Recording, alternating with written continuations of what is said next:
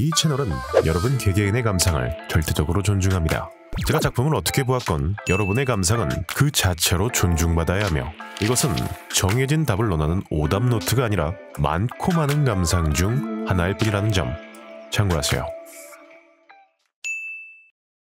킹덤은 넷플릭스 오리지널 6부작이라는 미개척 분야에서 한국적인 콘텐츠를 내세워 국내외로 큰 호평을 받고 있는 작품입니다. 쉽지 않은 도전이었고, 그렇기에 그 성취가 더욱 고무적인 상황이죠. 이런 상황에서 힙스터 감성을 내세워 억지로 비난을 할 생각은 없습니다. 킹덤은 분명 볼만하고 재밌는 작품이에요.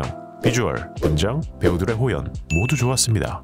특히 풍경을 아름답게 묘사하는 면에 있어선 100마디 말보다 나은 장면들이 많습니다.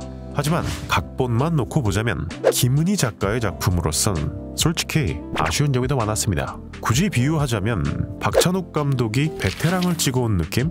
좋은 작품이지만 기대하던 느낌하고는 좀 거리가 있습니다. 물론 장르를 바꾸거나 스타일의 변화가 있었다면 응원해야 할 새로운 시도겠지만, 킹덤은 여전히 김은희 작가의 주력인 사회 비판물의 형태를 띠고 있습니다. 쇠자의 다과상에 손을 대고 계속 음식을 부탁하는 좌익, 역병에 창궐하기 전부터 배고픔에 못 이겨 서로를 뜯어먹는 백성, 양반의 시체는 따로 분류해야 한다는 장면, 백성을 버리고 도망가는 지도층, 기생충을 가지고 이 작은 것 때문에 온 나라가 들썩였냐는 대사나 다 똑같은 붉은 피라는 대사 등 오히려 짧은 화수에 넣어야 하다 보니 비판적인 상징은 훨씬 노골적이 되었죠. 등장인물을 죽이는데 주저함이 없는 전통의 사륙전차도 여전합니다. 그러니까 좀비 사극이란 껍질을 벗겨내고 나면 킹덤은 지극히 김은희 작가스러운 작품이에요. 그런데 제가 김은희 작가의 드라마를 좋아하는 주된 이유인 인물과 치밀한 전개, 이 두 특색이 킹덤에선 두드러지지 않았습니다.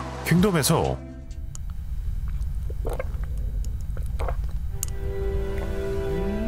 이런 장면이나 그래도 20년이 지났는데 뭐라도 달라졌겠죠. 그죠? 이런 장면처럼 기억에 남는 순간이 있던가요? 사실 이 장면들은 장면만 놓고 보면 크게 임팩트 있는 연출은 아닙니다. 대놓고 힘을 주는 장면은 이렇게 나오죠. 꽃잎같이 하늘거리는 그 계집애가 지구보다 더 큰 질량으로 나를 끌어당긴다. 이 장면들이 인상적일 수 있는 이유는 그동안 쌓아온 인물과 사건에 시청자가 충분히 감정이입했기에 가능한 순간입니다. 조금 최근 드라마로 예를 들어드리면 술 맛이 어떠냐? 달아요. 오늘 하루가 인상적이었다는 거야. 이 장면 역시 앞에 퇴학 사건을 거친 뒤에 배치되었기 때문에 인상적인 대사가 되는 거죠. 반면 킹덤의 임팩트 있는 순간이라고 한다면 조각주가 왕의 목을 보자기로 감싸는 장면, 개비조 씨의 타락 등이 있을 텐데 비주얼과 자극에 기댄 순간의 임팩트지 각본으로 쌓아 올린 복선이 터지는 순간이라고 보긴 어렵습니다.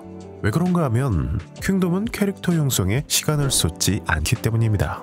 시즌당 6부라 시간이 부족한 것은 맞지만 이 시즌만 해도 상주전, 문경세제 사건, 조각주와 무용춘호, 중전과 임산부, 궁궐총력전, 왕위계승, 실질적으로 한 에피소드에 한 사건이 전개되었다고 해도 될 정도로 전개가 빠릅니다. 그래서인지 킹덤은 세자 이창과 아버지의 사이를 보여주는 장면은 이창이 아버지를 죽이기 직전에 회상으로 처리합니다.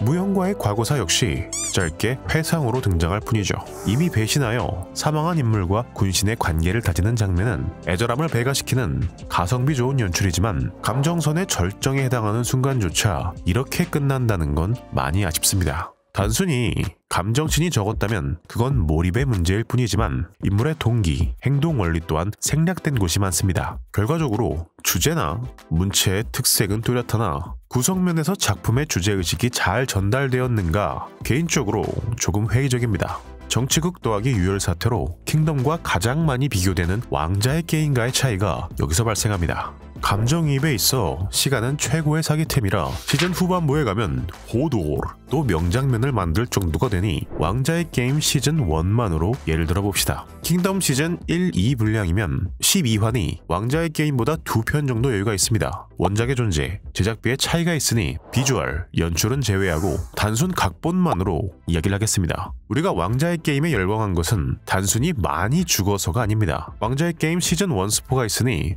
2011년 드라마를 아직도 안 봤지만 앞으로 언젠가 죽기 전에 볼 예정인 찜리스트 다람쥐 분들은 화면에 뜬 시간으로 넘어가시면 됩니다. 네드 스타크의 죽음이 시청자들을 매혹시킨 이유는 단순히 배우인 숀 빈의 사망 매형 리스트에 한 줄이 추가되었기 때문이 아닙니다. The House Stark, Lord of Winterfell and Warden of the North, sentence you to die. The man who passes the sentence should swing the sword. 드라마 시작부터 직접 탈영병을 처형하며 군주의 덕목을 말하고 시즌 내내 고결한 성품을 자랑하던 그가 딸들을 지키기 위해 하지도 않은 반역을 고백할 때 어떤 심경이었는지 너무나 잘 이해하기 때문에 그 이후에 벌어진 비극이 슬픈 겁니다. The things I do for love. 하다못해 브랜을 밀어버린 제이미 라니스터조차 사랑을 위해 자신이 무슨 짓을 하는지 회한에 섞인 말을 내뱉어 시청자가 감정이입할 수 있는 캐릭터를 만들어냅니다. 킹덤엔 이게 부족합니다. 아쉬운 건 김은희 작가는 절대 이걸 못하는 작가가 아니라는 겁니다. 화력전차스러운 전개에도 뛰어난 작가로 불리는 이유가 비극적이지만 충분히 감정이입 가능한 매끄러운 전개 때문인데 이창, 울고준 인물임은 맞으나 백성을 곧 하늘이라 말하던 그가 혈통을 끊기 위해 무영의 자식을 왕으로 만드는 것은 이해는 가나 공감은 가지 않습니다. 첫째로 혈통에 대한 떡밥은 서자 출신 당숙과의 일회성 만남으로 급하게 당위성을 부여했을 뿐이고, 둘째로 김정수 배우가 연기한 김순 대제약이 나라를 믿고 맡길 만한 인물인가 하면 그렇지는 않다는 점입니다. 이창이 꾸민 역모와 깊은 연관이 있으니 둘 간의 과거야 있겠죠. 그런데 결국 이건 역사가 아니라 시청자에게 주제의식을 전하기 위한 허구입니다. 그 시청자에게 무엇을 보여주었느냐? 조악조와 대립하는 모습은 보였으나 좀비가 된 왕을 보고도 인육을 탐한다고 왕이 아니냐는 조악조의 궤변에 대답조차 못하는 모습뿐이죠. 이런 대제약이 과연 원작가 정도를 벗어났을 때 제어할 수 있을까요? 결국 이창과 몇몇 인물은 진실을 알고 있으나 은폐하고 혜원조 씨의 혈통으로 사대부들의 마음을 잡는다는 계획이니 진짜 이씨 가문의 혈통이 아닐 뿐 모든 게 미리수인 상황에 원자에게 왕위를 양보한 것은 오히려 명목상의 혈통에 이창이 더 목을 매는 상황이 되버렸습니다. 시즌 1에서 이창은 미성숙하나마 이상적인 리더로 성장하는 모습이 그려집니다. 관료들이 부패할수록 백성을 굽어 살피는 어진 세자의 모습은 강조될 수밖에 없습니다. 이 이창을 빛내기 위해 주변 대다수가 허수아비가 되었죠. 최종 보스인 개비조시 또한 타락의 순간만 놓고 보면 임팩트는 있으나 그뿐입니다. 설세이에 비견되고 나는데 권력의 정점에선 아버지에게 열폭하는 컴플렉스 덩어리란 점에선 비슷하나 가짜 출산과 아버지를 독살할 정도로 계획적인 그녀가 정작 독살한 이후엔 능력도 없는 것이 욕심만 많았다는 조악주의 마지막 말을 지키려는 양 좀비를 푸는 것에 그치는 점은 다소 허무하기까지 합니다. 조악주의 허망한 죽음과 개비조씨의 자살 특공은 권력의 허망함만을 강조할 뿐 이창과 좋은 대립 구도를 이루었다고 보긴 어렵습니다. 서비까지 오면 이건 그냥 작품의 설정을 설명하기 위한 도구요, 선한 의사라는 배역만 존재할 뿐 왜 이렇게까지 사람들을 살리기 위해 이리 뛰고 저리 뛰는지 명확한 동기 설명이 없습니다. 영신은 액션씬 셔틀이고 그나마 생동감 있는 캐릭터는 조범팔 뿐이죠.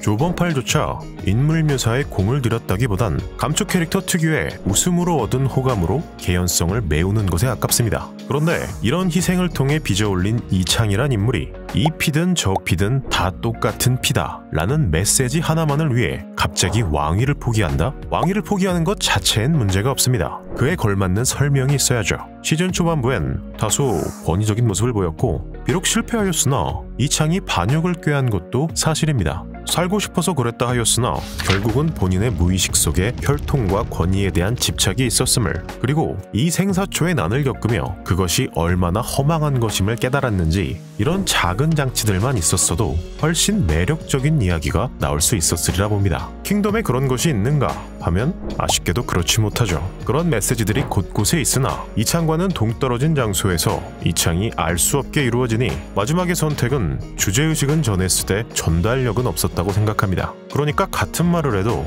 사장님, 검사가 우스워요. 나한테 찍혀서 공밥 좀 먹어볼래요? 라고 하는 것과 이 양반이 검사 말을 뭐 개X발 X같이 듣고 있네? 밑창까지 탈탈 털려서 콩밥 쳐 먹어봐야 정신 차릴래?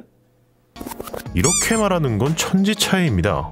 주인공이 모든 오명을 뒤집어쓰고 패배자가 되는 다크나이트의 결말은 아직도 히어로 무비를 넘어 영화사 전체로 보아도 손에 꼽을 만한 인상적인 결말입니다. 이 패배가 우리를 열광케 하는 건 시민작용대에 불과한 자신의 한계에 대해 브루스가 어떤 고민을 했는지, 하비덴트라는 인물이 대체제로서 어떤 가능성을 제시했고 조커에 의해 어떻게 부서졌는지, 그럼에도 브루스 웨인이 스스로 악역을 자처하며 비록 하비덴트의 생명은 구하지 못했지만 하비의 이상은 지켜내는 진흙탕에서 피어나는 영웅을 목도하는 순간이기에 이 결말이 강렬한 겁니다.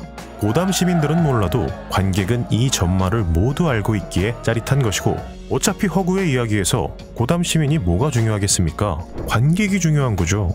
반면 킹덤의 이야기는 해원 조씨를 따르던 사대부들, 즉 드라마 내의 인물들은 이 결정에 납득하였을지 모르나 관객을 납득시키는 엔딩은 아닙니다. 이러한 상황이 탄생한 이유는 선택과 집중에 실패하였기 때문이라고 봅니다. 킹덤은 정치극과 좀비물이 뒤섞인 작품입니다. 재밌는 건 정치극도 좀비물도 사회 비판적인과 동시에 사람, 즉 캐릭터가 대단히 부각되는 장르라는 겁니다.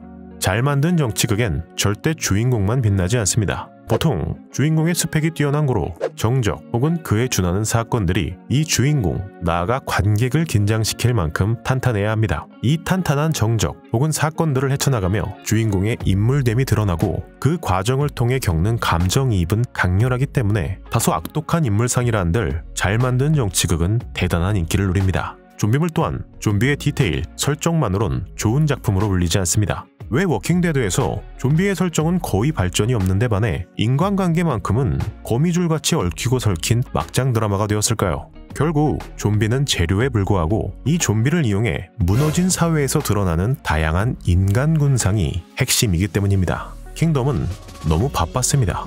정치극의 사건도 보여줘야 하고 좀비물의 사건도 보여줘야 하고, 그런데 너무 바쁜 나머지 사건의 나열에 그치고 그 안에 인물이 부각되지 않고 맙니다. 안타까운 건 시즌3에서 해결될 가능성이 있는 문제는 언급하지도 않고 있다는 겁니다.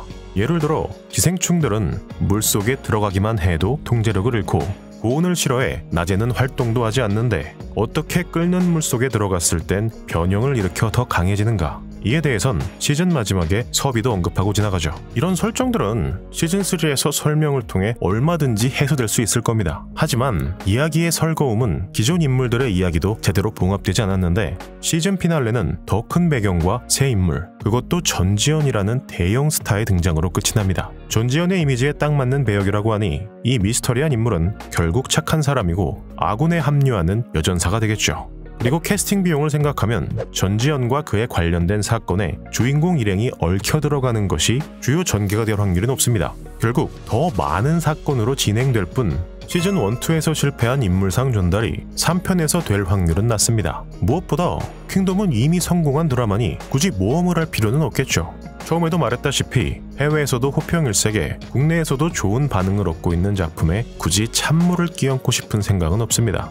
하지만 인기란 것은 일시적인 것입니다. 미드 프리즌 브레이크도 한국에서 선풍적인 인기를 누렸으나 새로운 곳은 곧 익숙해지기 마련이고, 익숙해지면 탄탄한 기반 없이 자극적인 사건에만 기대는 전개가 눈에 밟히기 시작합니다. 그렇게 프리즌 브레이크는 순식간에 부푼 인기만큼이나 빠르게 저물었습니다. 이미 다른 작품에서 선보였던 설정들을 잘 조합했을 뿐 킹덤은 엔터테인먼트 쪽으로도 특출난 무기를 가진 작품은 아닙니다. 결국은 사람들이 이 드라마에 열광하는 이유는 시대를 반영한 사회 비판, 김은희 작가 고유의 색깔이 가장 크겠죠. 괴테는 가장 민족적인 것이 가장 세계적인 것이란 말을 남겼습니다. 이건 국가 간의 영역뿐만 아니라 개인과 시대의 구분에도 적용될 수 있다고 봅니다. 플랫폼, 화수 제한 등 많은 여건상의 문제가 있겠지만 시즌3에선 좀 더 김은희스러운 킹덤을 만나길 기대하며 오늘은 여기서 인사 올리겠습니다.